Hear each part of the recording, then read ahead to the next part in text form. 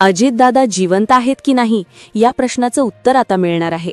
कारण अजितदादांच्या विमान अपघाताची सीआयडीद्वारे चौकशी सुरू झाली असून एक असा पुरावा सापडला ज्याने या प्रकरणाचं सगळं चित्र स्पष्ट झालं. 28 जानेवारीला हा अपघात झाला होता. तेव्हापासून आजपर्यंत दररोज या प्रकरणात नवनवीन दावे केले जात होते. पण अचानक काल सीआयडीच्या तपासात अशी काही गुपित माहिती समोर आली ज्याने आजपर्यंतच्या सगळ्या बातम्या खोट्या ठरवल्यात. त्या एका पुराव्यामुळे सगळ्या माहितीचा उलगडा झाला आहे.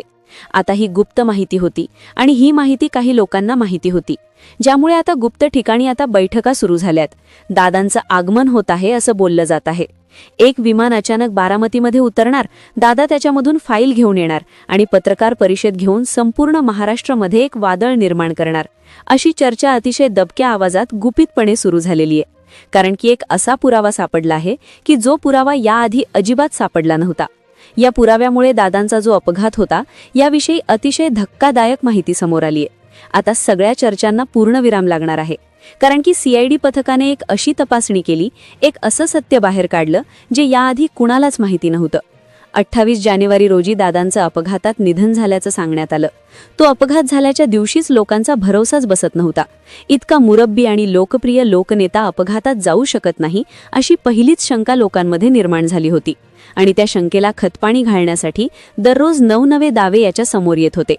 पहिल्यांदा 6 लोक विमानात बसले असण्याची बातमी आली आणि मृतदेह 5च सापडले. बातम्यांमध्ये अपघात झाल्या सुरुवातीला सांगितलं होतं 6 जण बसले होते, पण काही वेळानंतर ती बातमी बदलून 5 जण बसले होते असं केलं. पण जेव्हा या विमानाच्या पॅसेंजरचा मॅनिफेस्ट म्हणजे प्रवाशांची यादी जेव्हा आली, त्या यादीत प्रवाशांची संख्या 6 दिसत होती. तिथूनच खरा संशय सुरू झाला होता. त्यानंतर अमोल मिटकरींनी काही असे प्रश्न उभे केले की ज्यामुळे लोकांमध्ये दबक्या आवाजात चर्चा सुरू झाली होती. हे सगळं होत असतानाच जेव्हा सीआयडी पथकाला याच्या तपासाची जबाबदारी मुख्यमंत्री देवेंद्र फडणवीस यांनी दिली आणि त्यानंतरच या प्रश्नाचं उत्तर आता मिळणार आहे, ज्यामुळे आता बारामतीमध्ये अतिशय दबक्या आवाजात गुप्तपणे आता चर्चा सुरू झालीये. दादा परत येणार अशी चर्चा आता सुरू झालीये असं बोललं जात आहे. अचानक सीआयडीने एका रात्रीत अशी तपासाची चक्र फिरवली की ज्यामुळे सगळ्या प्रकरणाचं सत्य बाहेर आलेलं आहे, ज्यामुळे जनतेला आता खात्री पटू लागलीये की दादा खरोखरच परत येणार आहेत. लोकांच्या मनामध्ये आता असंच वातावरण निर्माण झालं आहे. अशा प्रकारच्या पोस्ट, अशा प्रकारचे व्हिडिओ आता यूट्यूबवर सध्या व्हायरल होत आहेत. एक तारीख देखील सांगण्यात आलेली आहे.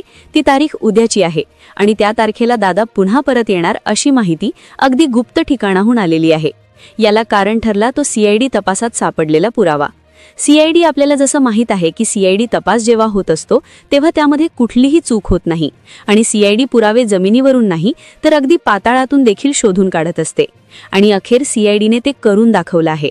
मंत्रालयामध्ये एका संशयिताची अत्यंत कडक चौकशी पार पडली आहे आणि त्यामधून या प्रकरणाचं सगळं सत्य आता बाहेर आलं आहे. आता या प्रश्नाला पूर्णविराम लागणार. दादा आहेत की नाही, दादा परत येणार आहेत का, जो प्रश्न कालपर्यंत चव्हाट्यावर आला होता. एक तारीख देखील जाहीर झाली होती की या तारखेला दादा शिवाजी द बॉस या पिक्चर सारखे परत येणार आहेत. पण आता खरोखर ते आहेत का, या प्रश्नाची खरी उत्तरं आता समजणार आहेत. दादांचं पुनरागमन नक्की होणार का, दादा नेमकी येणार तर कधी येणार. आता या सगळ्या गोष्टींकडे महाराष्ट्राचं लक्ष लागलं आहे. विमानतळावर लोक वाट पाहत आहेत. अचानक एखादं विमान पुन्हा बारामतीच्या धावपट्टीवर उतरणार आणि दादा बाहेर येणार आणि पटकन पत्रकार परिषदेत ते सत्य उघड करणार, अशा प्रकारच्या चर्चांना, शक्यतांना आता उधाण आलं आहे. काही लोक म्हणतात की देवाचा चमत्कार घडणार आहे, तर काहींना वाटते की दादांना सुरक्षितपणे एखाद्या ठिकाणी हलवण्यात आलेलं आहे आणि ते आता पुढे येणार आहेत. अशा प्रकारच्या शंका, अशा प्रकारच्या अफवा आता पसरत होत्या. पण अचानक जेव्हा सीआयडीची एंट्री झाली त्यानंतर सगळं चित्रच बदललं. कालपर्यंत या प्रकरणाचं चित्र वेगळं होतं, पण सीआयडीने याचं सत्य बाहेर काढलं आहे. सीआयडीने असा एक पुरावा गोळा केला आहे की ज्यामुळे आता लोकांमध्ये चर्चांचा पूर आला आहे. मग नेमकं सीआयडीच्या चौकशीमध्ये कोणता पुरावा सापडला आहे? पहिल्या दिवसापासून तर आजच्या दिवसापर्यंत नेमकं काय खरा घटनाक्रम होता? कारण की पुरावा असा आहे की ज्याने तुम्ही पहिल्या दिवसापासून आजपर्यंत बघितलं ते सगळं बदललं आहे. जे दाखवलं गेलं ते वेगळंच होतं आणि सत्य भलतंच निघालं आहे. 28 जानेवारीची ती सकाळ दिसायला तर साधी होती, पण त्या दिवशी जे काही झालं ते आजही एका मोठ्या रहस्याच्या अंधारात दडलंय. सध्या संपूर्ण महाराष्ट्राच्या कानाकोपऱ्यात एकाच चर्चेचा झंझावात सुरू आहे आणि प्रत्येकाच्या मनात आणि जिभेवर केवळ एकच प्रश्न रुंजी घालत आहे. तो म्हणजे आपले लाडके लोकनेते खरोखरच आपल्याला अंतरले आहेत का? पण हा प्रश्न फक्त भावनेतून निर्माण झालेला नसून त्यामागे अनेक तर्कशुद्ध कारणं लावली जात आहेत. ही पहिलीच गोष्ट बघा ना, टीव्हीवर आपण सगळ्यांनी पाहिलं होतं की 28 जानेवारीला ती दुर्दैवी घटना घडली. पण आज एक अशी माहिती समोर आलीये जी सगळा खेळच पालटणारी आहे. ज्यावेळी दादा मुंबईहून विमानात बसतानाचा तो व्हिडिओ समोर आला होता, तो जर तुम्ही नीट पाहिला तर त्यात एक मोठी मेख मारलेली दिसते. त्या विमानाच्या पात्यांचा म्हणजे पंख्यांचा जो रंग होता तो पूर्णपणे वेगळाच होता. आणि ज्यावेळी बारामतीच्या क्षेत्रात विमानाची दुर्घटना झाली त्यावेळेस तिथे पडलेल्या पात्यांचा रंग मात्र पूर्णपणे वेगळाच दिसत होता. आता विचार करा, मुंबईहून उडालेलं विमान आणि तिथे पडलेले अवशेष, यात इतका फरक कसा? मग लोकांना आता हा मोठा प्रश्न पडलाय की मधल्या काळात विमान बदलणं गेलं की दादा त्या विमानातच बसले नव्हते. आता पुढे ऐका. या प्रकरणाला कलाटणी देणाऱ्या अशा 3 ते 4 महत्त्वाच्या गोष्टी आज अगदी वेगळ्या पद्धतीने उघड झाल्या आहेत. त्यामध्ये प्रवाशांची नक्की संख्या किती होती, तिथल्या प्रत्येक सदस्याचे जबाब काय आहेत आणि मुख्य म्हणजे CIDचा तपास कोणत्या दिशेला चालला आहे, यावरून एक अत्यंत महत्त्वाचा पुरावा आता समोर आला आहे. या एका पुराव्यामुळे या संपूर्ण घटनेचं चित्र आता स्पष्ट होऊ लागलं आहे. मग आता लोकांच्या मनात मोठी साशंकता निर्माण झाली आहे की नक्की त्या CID चौकशीत काय बाहेर आलंय? दादा खरोखरच आता परतत आहेत का? आणि जर दादा परत आले तर त्यांचं येण्याचं स्वरूप नेमकं कसं असेल? हे सगळे प्रश्न आज अख्ख्या महाराष्ट्राला सतावत आहेत. आम्ही या विशेष व्हिडिओमध्ये हीच सर्व सविस्तर माहिती घेणार आहोत. एक गोष्ट लक्षात घ्या, या व्हिडिओत आपण कोणत्याही अफवा पसरवत नाही आहोत की केवळ हवेत शंका मांडत नाही आहोत. आपण फक्त त्या फॅक्ट्स म्हणजे ती सत्य परिस्थिती मांडत आहोत, जी माहिती खुद्द CID तपासातून हाती लागली आहे. आणखी एक धक्कादायक गोष्ट म्हणजे सुरुवातीपासून शेवटपर्यंत नेमके काय घडले, यातलं खरं वास्तव काय आणि रचलेला बनाव काय. दादांच्या संदर्भात सध्या जी शक्यता व्यक्त केली जात आहे ती खरोखरच सत्यात उतरणार का? या सगळ्या प्रश्नांची उत्तरं आपण अगदी सविस्तरपणे पण साध्या सोप्या शब्दांत पाहणार आहोत. जर तुम्हालाही असं मनापासून वाटत असेल, तुमच्याही मनात तीच शंका येत असेल की आपले दादा खरोखरच जिवंत आहेत की नाही हे जाणून घ्यायची तुमची तीव्र इच्छा असेल, तर तुम्ही अगदी योग्य व्हिडिओ पाहत आहात. आपण या प्रकरणाचे सर्व महत्त्वाचे पैलू तुमच्या समोर सादर करणार आहोत.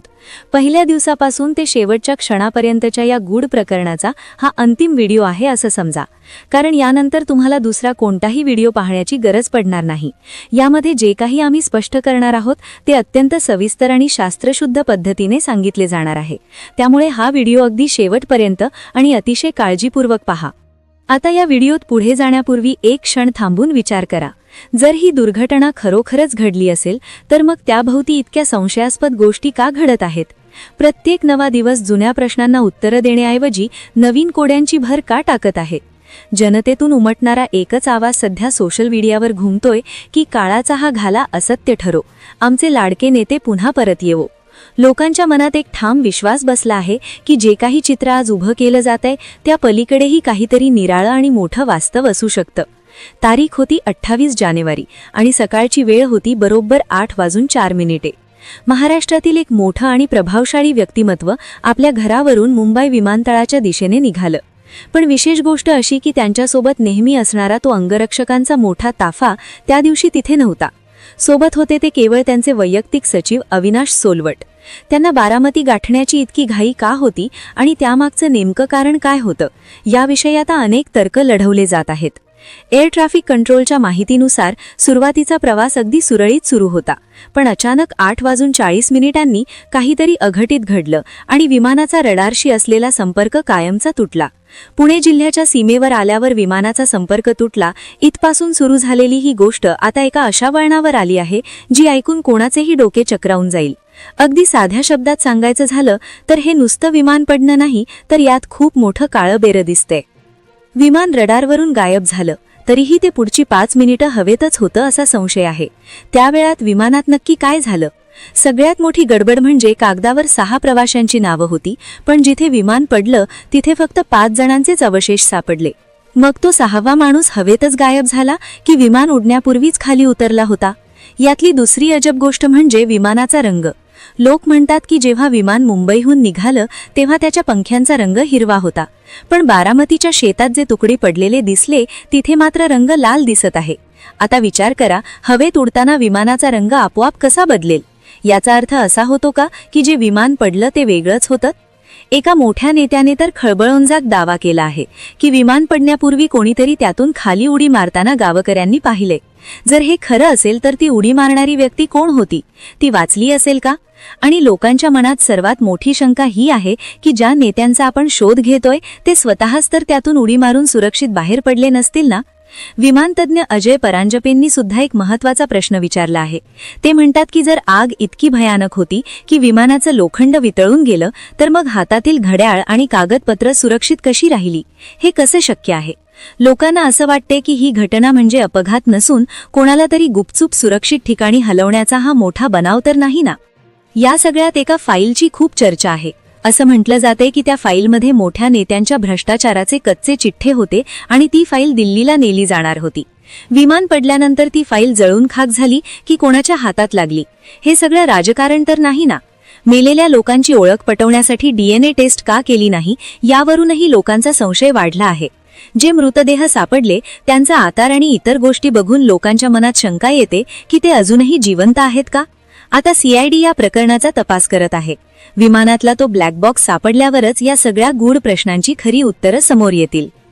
तर मित्रांनो, आतापर्यंत आपण ज्या काही घडामोडी पाहिल्या त्यावरून तुमच्या मनात अनेक प्रश्न निर्माण झाले असतील हे निश्चित आहे. पण इथे एक गोष्ट स्पष्ट करणं अत्यंत गरजेचं आहे. हा व्हिडिओ कोणत्याही प्रकारची अफवा पसरवण्यासाठी नसून सोशल मीडियावर सध्या ज्या चर्चा सुरू आहेत आणि CID तपासाबाबत जे तर्क लावले जात आहे त्यावरून घेतलेली ही केवळ एक शक्यता आहे ज्या आम्ही तुमच्या समोर मांडलेले आहे. खरं काय आणि खोटं काय हे केवळ अधिकृत तपास यंत्रणा स्पष्ट करू शकता.